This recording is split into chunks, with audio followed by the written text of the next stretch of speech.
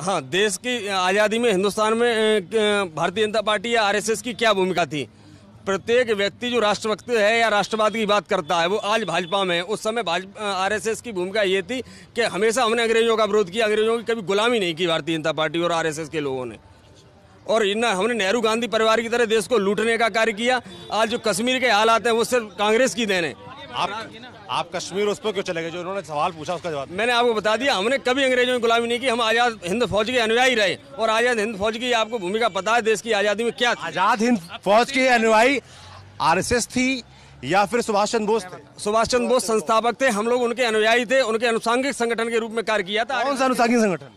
उस समय आरएसएस ने अनुसांगिक संगठन के रूप में कार्य किया। कौन सा इतिहास पढ़ा भैया आपने? नहीं, मैंने इतिहास पढ़ा है और इतिहास के बारे में मुझे जानकारी भी है। ये इतिहास कहीं नहीं लिखा हुआ है। इस देश के सुभाष चंद्र बोस के संगठन से आरएसएस का कोई जुड़ाव नहीं था। ये आप गलत बोल रहे हैं। हम दोनों की विचारधारा एक ही थी, आपको बताएं। हम दोनों की विचारधारा एक थी। आपको पता है सुभाष चंद्र बोस जो है वो लेफ्ट ओरिएंटेड थे, लेफ्ट और आरएसएस को राइट ओरिएंटेड माना। लेकिन दोनों का उद्देश्य एक था कि अंग्रेजों से देश को आजाद कराना। वो हम दोनों ही लोगों ने मिलकर एक कार्य किया। कैसे किया?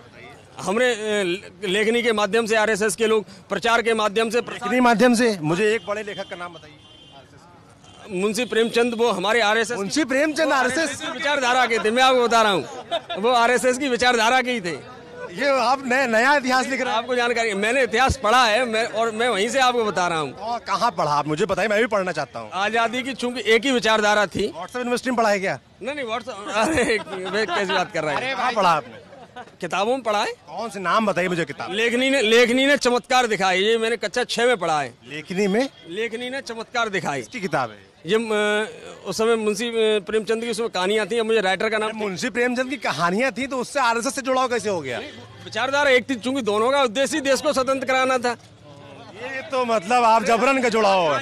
नहीं, ये नहीं माना जाएगा। सुनो, हमारी और मोदी की विचारधारा एक क्यों है कि वो भी टुकड़े टुकड़े गैंग को खत्म करना चाहते हैं हिंदुस्तान से, और हम भी देशद्रोहियों टुकड़े गए, जिसमें जो जेएनयू वाली टीम है जिसका सपोर्ट राहुल गांधी करते हैं। जेएनयू से निर्मला सीतारमण, देश की रक्षा मंत्री, वो भी वहीं से पढ़ के निकली।